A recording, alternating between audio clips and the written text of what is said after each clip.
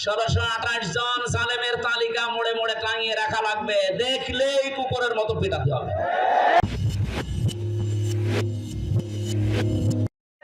আমার মতো 1,10,000 মানুষ এখনো জেল খাটতেছে বাংলাদেশে। আমার মনে হয় এর ভেতরে 100 জনের 70 জন কিছুই জানি না। আমি যেমন কিছু জানতাম না আন্দাজে, ওরাও জানে না, কারণ আমি বেরিয়ে তো দেখেছি ভেতরে।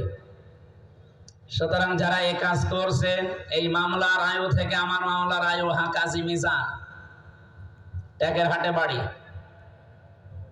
এর আগে আমারই ওরে ছাড় বলা লাগতো, আর এখন মামলা খারিজ হওয়ার পরে আমারই উল্টো করে ছাড় বলছে।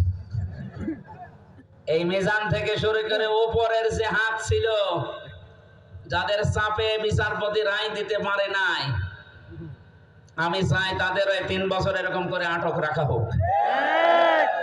শুধু আটক না, যে আচরণ করেছি না আমার সাথে, আপনাদের সাথে ওইটা করা দরকার। তাহলে দেখ কেমন লাগে। ভার্সিটি থাকাকালীন একটা উপন্যাস পড়েছিলাম, এর নাম ছিল দেখ কেমন লাগে। আমার মনে হয় কালামানিকরে দেখে আমার ওইটা মনে পড়ছে, দেখ কেমন লাগে। 116 জনের তালিকা করবি কর। এখন জালেমদের তালিকা এভাবে 116 না, এগুলো সমাজের ক্যান্সার। হযরতে নূহ দোয়া করেছিলেন, লা তাদার আলাল আরদি মিনাল কাফিরিনা দাজ্জারা। হে আল্লাহ, এদের আন্ডা বাচ্চা পর্যন্ত জমিনে না থাকে, কারণ ওর থেকে যেটা জন্মাবে ওটা আরো বড় হারামি হবে। জালেমের দোসর যে আরো বড় হারামি হয়। কয়েকদিন আগে একটা ভিডিও দেখেননি? আপা ঘাবড়াবেন না, আপনি ঘাবড়ালে ওরা নরম হয়ে যায়।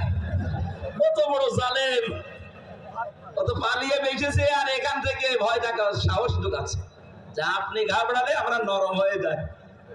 তারপরের দিন ওরা ধরে এমন পেটানো পেটিয়েছে প্রশাসন, নরম হয়ে গেছে। কালামানিকের তো জিনিসই উড়ে গেছে, আর ওর মাজা মাজা সব শেষ। বহু মানুষকে এভাবে কষ্ট দিয়েছে। যতটুকু করেছিলে, যদি অতটুকু আমরা করি, নিঃশ্বাস ফেলার সময় পাবে না। হাজার হাজার মানুষ এই 17 বছর ঘরে থাকতে পারে নাই। কি করেছ টের পাচ্ছ? কোন দোষ বলে খুঁজে পায় না, বলে কি করলাম এত যে আমার কুকুরের মতো পালানো।